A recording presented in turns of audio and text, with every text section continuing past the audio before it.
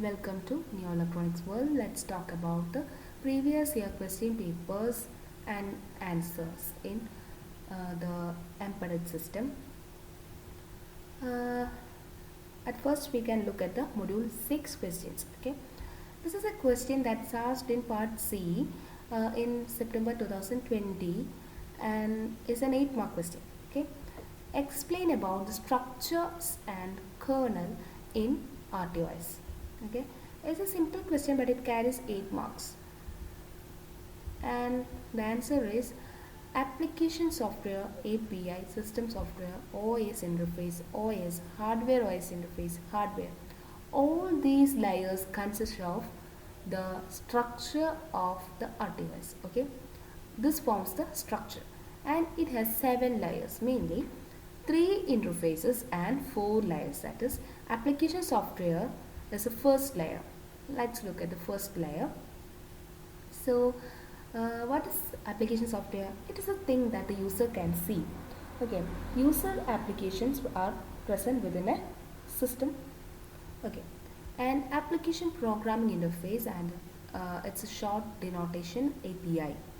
Okay, it is seen between the application software and the system software. It's an interface. Okay, it's very complicated and it provides an interface. Okay, then next we can see system software. System software is a software other than the application software that is present within that. And then OS interface. OS interface, as the name suggests, it's an interface between the OS and the system software. And next we can see the OS. What's OS? OS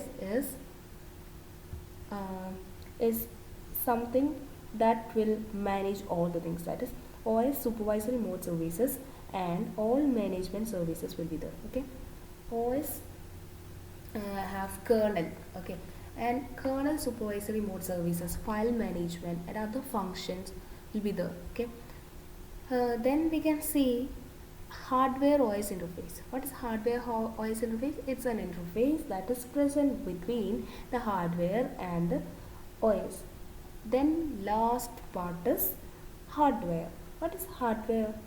Hardware consists of processors, memory, buses, input output ports, then application specific circuits and timers, like that. All these things are present within this hardware. Okay, if it is asked, just draw the structure and just explain briefly on it, on each of the layers. Okay, in 1 or 2 lines. Okay, each layers have to be explained in 1 or 2 lines, then only the structure part can be completed. Then let's move on to the kernel part. Okay, the question is, what is structure? Explain about the structure and the kernel. Kernel is a middle layer, OS middle layer between the application and the system hardware. Okay, and OS is controlled by a kernel. Okay, and this kernel is always a structural unit of the OS and is always operating in supervisory mode. Okay, all the other parts in it will be operating in the user mode. Okay, only the kernel can operate in the supervisory mode, and it is a secured thing or a secured unit. Only the kernel, or if and only if the system call or the system allows the access, only the OS can give its functions to others. Okay, if that is, it's a structural unit and in which the functions, data, etc. are stored or protected from the access by any other call. Okay, other than the system call. Okay, only if the system allows, it can give the data to the others. Okay, we can see 2 types of kernels. Okay, what are the 2 types? First one is kernel with file and device management function and without file and device management function. 2 types of kernels present are that. Okay, and as we all know, it's a basic functional and structural unit, and it's a major core part of the OS. And kernel is always protected from all the things and it always operate in supervisory mode. It's very important points. You have to write all these points definitely. Kernel functions only in supervisory mode because all the other parts will be functioning as user mode.